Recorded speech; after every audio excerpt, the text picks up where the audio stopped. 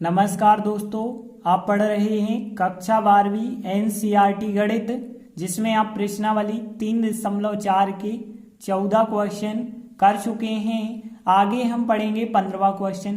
तो देखिए 15वां, 16वां, 17वां जो क्वेश्चन है 3x3 कोटि के आव्यूह हैं इसमें, और 3x3 कोटि के आव्यूह का व्युत्क्रम कैसे निकालना है इसमें आपको सीखना होगा।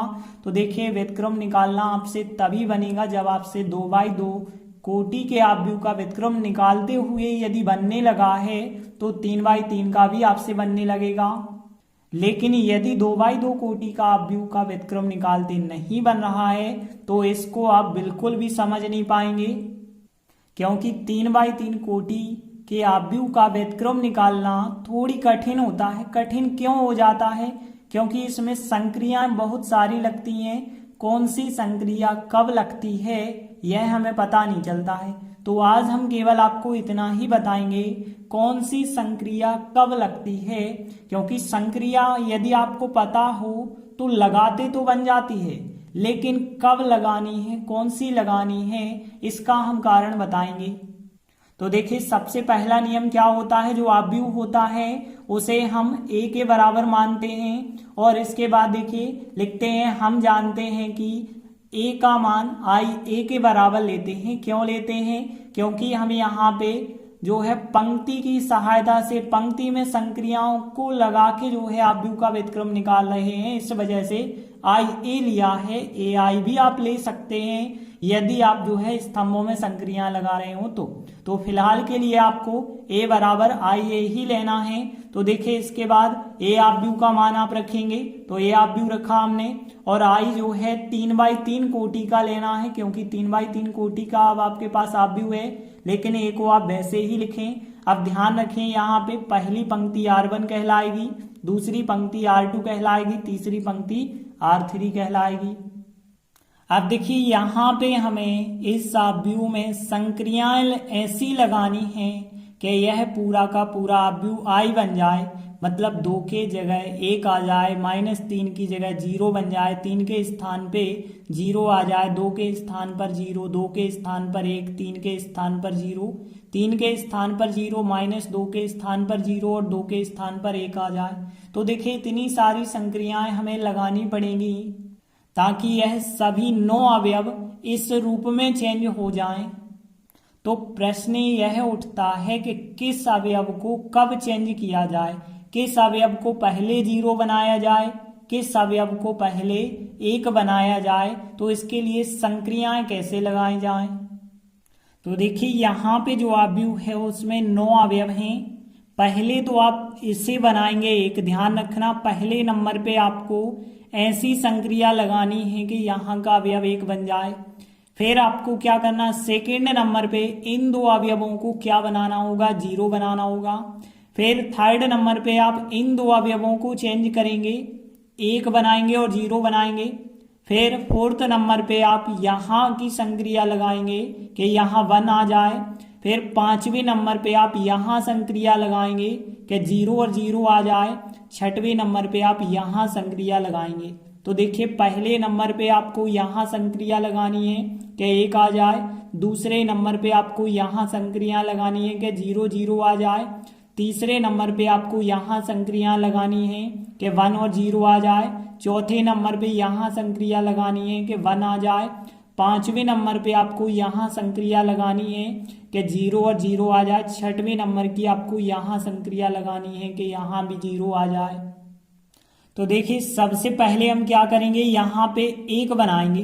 तो देखिए यहाँ इस अवयव में हमें 1 चाहिए, तो देखिए यहाँ R1 में हमें संक्रिया लगानी होगी। तो देखिए R1 में ऐसी संक्रिया हम लगाएंगे कि 1 मिल जाए। तो देखिए जैसे कि आप 1/2 का गुणा करके भी कर सकते हैं, लेकिन देखिए बटे में संख्या आ जाएंगी तो थोड़ी सा आपको जोड़ना घटाना करना कठिन हो जाएगा। तो देखिए हम यहाँ दूसरा मेथड आपको बताते हैं। तो देखिए यहाँ 1 कैसे बनाया जा सकता है।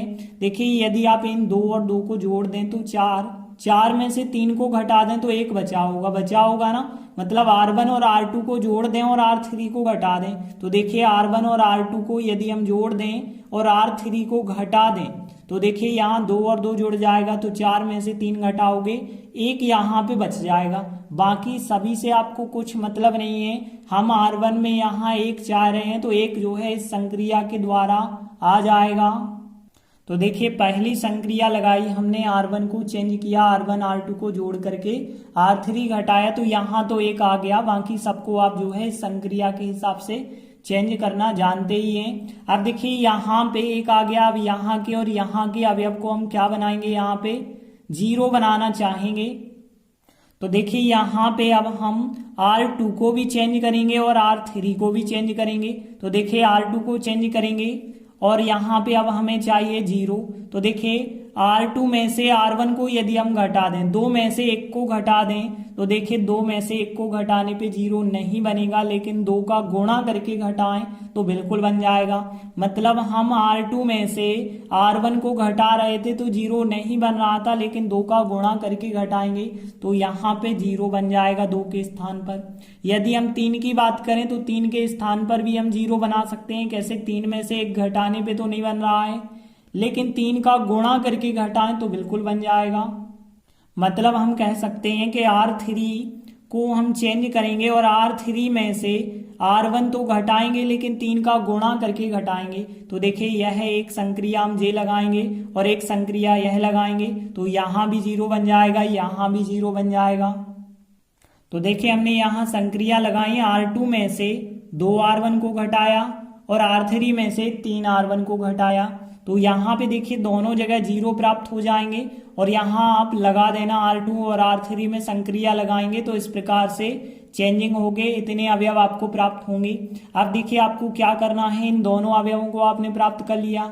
अब यहाँ के अवयव देखें, यहाँ 1 चाहिए, यहाँ 0 चाहिए। हमें यहाँ 1 बनाना है, यहाँ 0 बनाना है।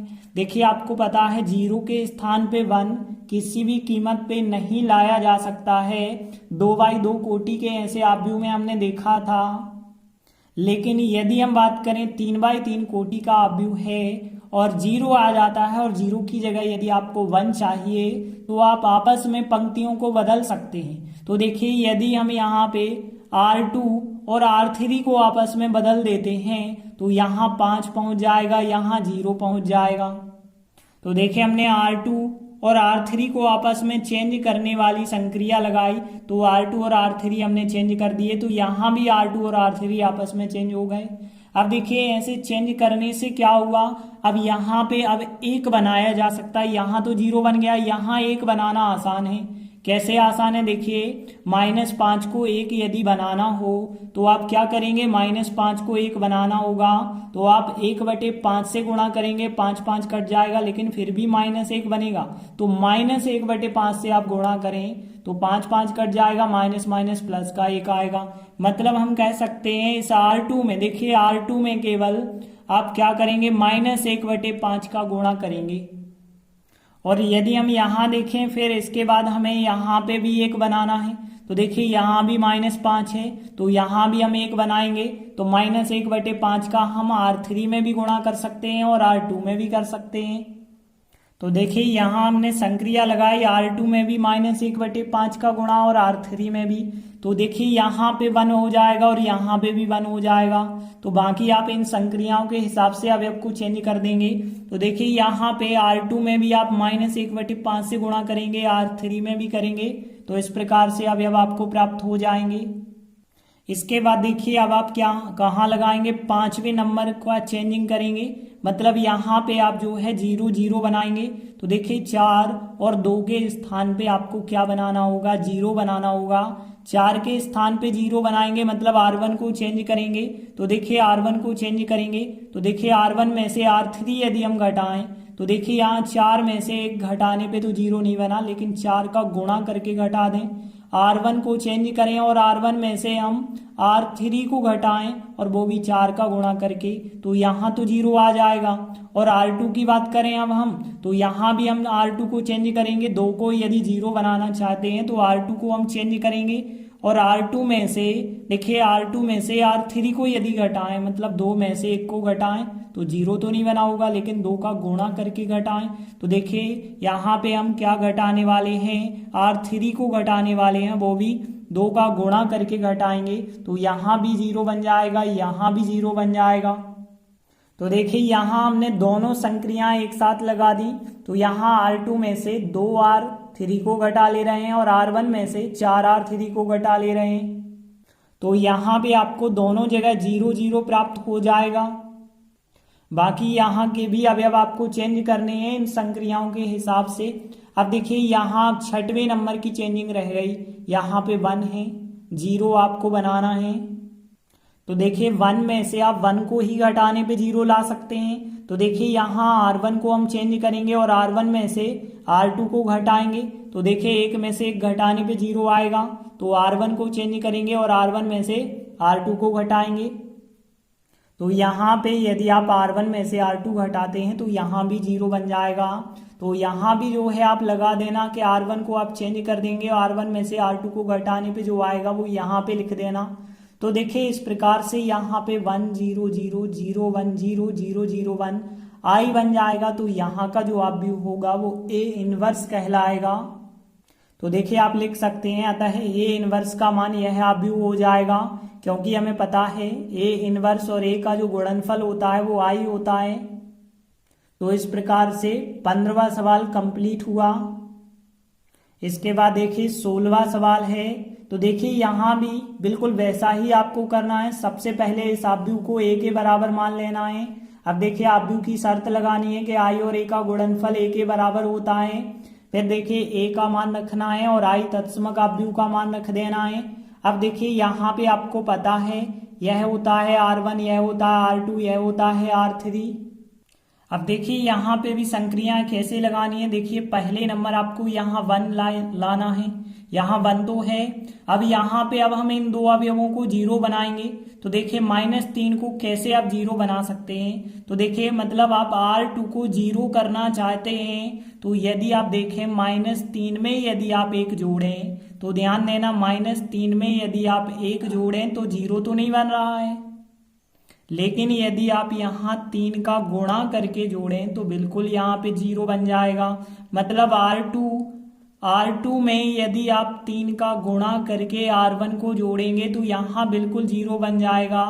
देखिए यदि हम बात करें 2 की जगह भी हमें 0 चाहिए, तो 2 में से 1 को घटाने पे तो 0 नहीं बन रहा, लेकिन यदि आप 2 का गुणा करके घटाएंगे तो बिल्कुल 0 बन जाएगा। मतलब सीधी सी बात है कि R3 को हम चेंज करना चाह रहे थे, R3 में से R1 को घटा भी रहे थे फिर भी नहीं 0 बन रहा था, लेकिन यदि आप 2 का गुणा करके घटा रहे थे तो 0 बन गया है। तो एक संक्रिया हम यह लगाएंगे और एक संक्रिया यह लगाएंगे, तो यहाँ दोनों अवयव 0 बन जाएंगे।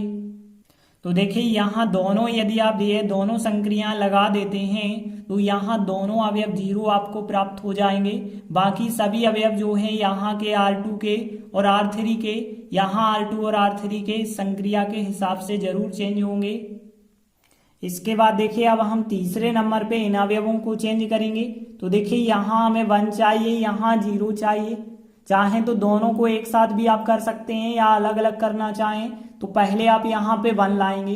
तो देखिए 9 की जगह 1 कैसे आएगा, 1/9 का गुणा करना होगा। तो हम R2 में जो है 1/9 का गुणा कर लेंगे।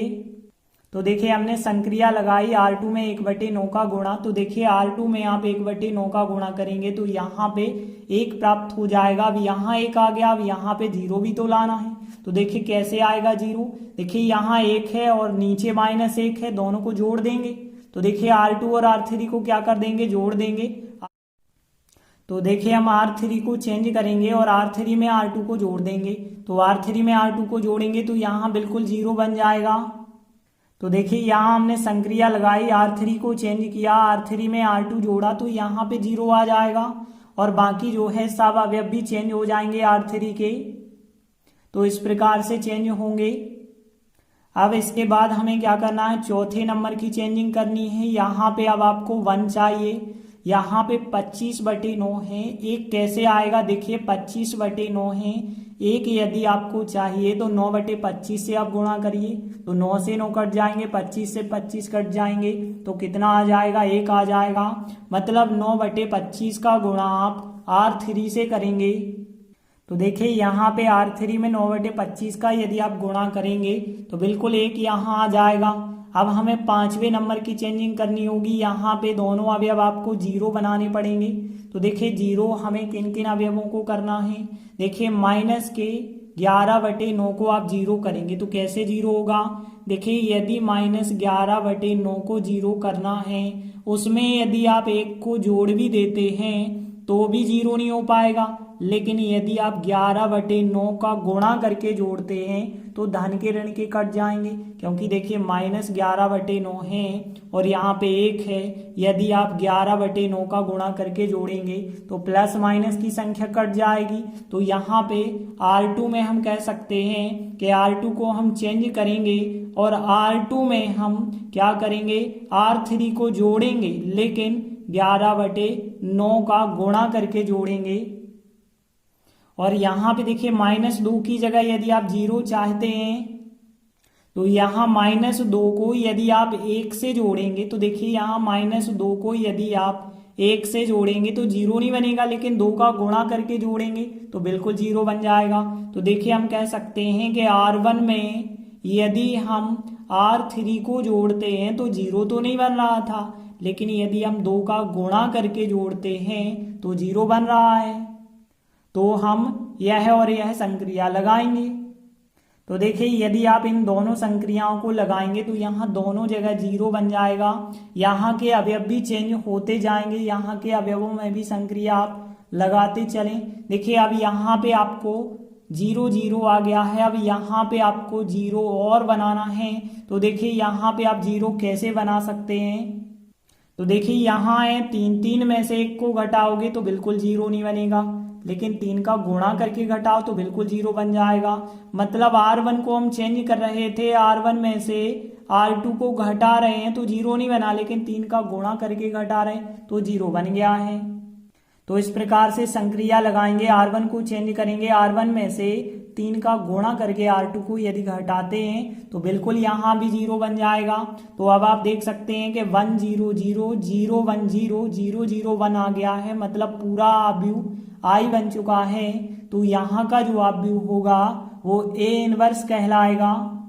तो अतः हम लिख सकते हैं A इनवर्स का मान यह आव्यूह हो जाएगा। कारण क्या है कि A इनवर्स और A का गुणनफल क्या होता है, I होता है।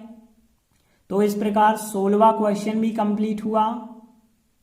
तो देखिए अगला 17वां सवाल है। यह सवाल भी हमें बिल्कुल इसी प्रकार से करना है। तो देखिए सबसे पहली चीज हम क्या मानते हैं, आव्यूह को A मान के चलते हैं। फिर आव्यूह की शर्त लगाते हैं कि I और A का गुणनफल A होता है। अब देखिए हम क्या करते हैं, A का मान और I का मान रख देते हैं। तो A आव्यूह का मान जो दिया गया है रखा, I का मान रखा हमने, जो I तत्सम का आव्यूह होता है 3/3 कोटि का, और A आव्यूह को लिखा। अब देखिए हमें इस आव्यूह को चेंज करना है I के रूप में। तो कौन कौन सी हमें संक्रियाएं लगानी पड़ेंगी, हम केवल आपको संक्रियाएं ही बताते हैं। यदि संक्रियाएं आपसे बन गई तो देखिए जोड़ना घटाना गुणा भाग तो आप लोगों से बनता ही है, तो केवल हम आपको संक्रियाएं ही सिखा रहे हैं। अब देखिए यहाँ पे पहले तो आप बनाएंगे 1, क्योंकि आपको यहाँ पे पता है यह हो जाएगा आपका R1 और यह हो जाएगी आपकी R2 और यह हो जाएगी तीसरी पंक्ति मतलब R3 हो जाएगा। देखिए अब R1 को चेंज करेंगे, 2 की जगह 1 चाहिए तो कैसे आएगा, 1/2 का गुणा करना होगा। तो 1/2 का गुणा R1 में करेंगे। तो देखिए 1/2 का गुणा यदि R1 में करेंगे तो R1 के प्रत्येक अवयव में 1/2 का आप गुणा कर देंगे, तो इस प्रकार से आपको प्राप्त होगा। इसके बाद आप क्या करेंगे, इन 2 अवयवों को 0 0 बनाएंगे। तो एक अवयव तो पहले से 0 है, यहाँ 5 की जगह 0 बनाएंगे। तो देखिए 5 में से आप 1 घटाएंगे तो 0 नहीं बनेगा, लेकिन यदि आप 5 का गुणा करके घटाएं तो बिल्कुल 0 बन जाएगा। तो देखिए यहाँ पे हम R2 को चेंज करेंगे। तो हमने लिखा R2 माइनस R1 तो करेंगे, लेकिन 5 का गुणा करके, तो R2 को चेंज करना है और R2 में से 5 का गुणा करके R1 को घटाएंगे तो ही 0 बना पाएंगे। तो देखिए हमने यही संक्रिया लगाई कि R2 को चेंज किया, R2 में से R1 तो घटाया लेकिन 5 का गुणा करके, तो यहाँ 0 बन चुका है। और बाकी आप यहाँ पे भी R2 के अवयव चेंज करते चलें। तो तो ध्यान देना। अब देखिए हमें क्या करना है, तीसरे नंबर की चेंजिंग करनी है। यहाँ 1 और यहाँ 0 चाहिए।